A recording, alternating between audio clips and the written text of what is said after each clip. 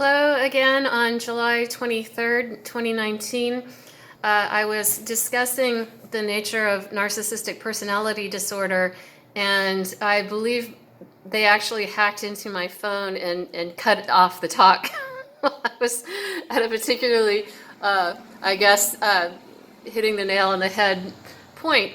So I'm going to do the wrap up in the second segment. And so I was talking about in this particular situation that I'm in, there's these mafia bosses that have obtained these military-grade chemical weapons that can shoot up right through the floor of my apartment from these rooms and labyrinthine passages under the city of Eugene. And so they've really trapped me. I can hear them. I've been listening to them for many months now.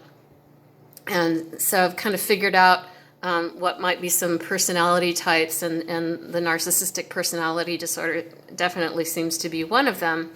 And so at the end of the last segment, and I'm giving these talks because they've got a lot of young teenagers that they've manipulated into being a part of this cabal. And I just learned this past week that some of them are actually trapped and they can't get out, which really changes a lot of how I'm gearing these torture reports.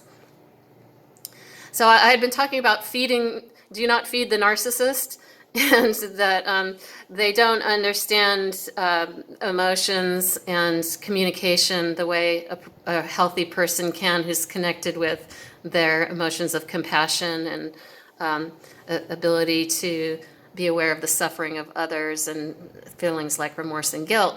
And so any kind of attention you often give them, whether it's positive or negative, they interpret it as thank you for giving me your energy and keeping me center stage. And so I was citing a specific example of, let's say the narcissist is really angry and no, I'm never going to give her up, and he's got that very angry tone.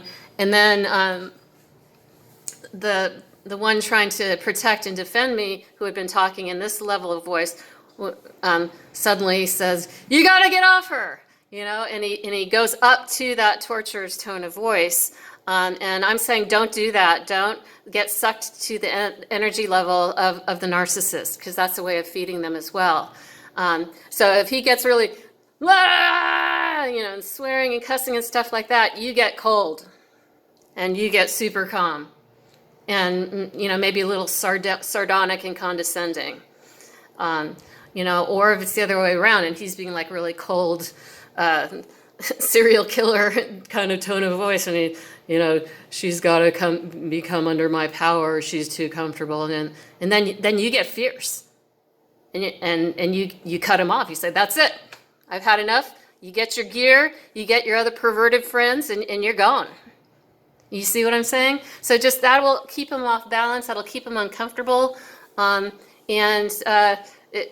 would really advise get together, with the allies down there and do interventions, group interventions, where you just go in there and say, okay, time's up. We're sick of this. We're not going to put up with it anymore. Get your gear and go.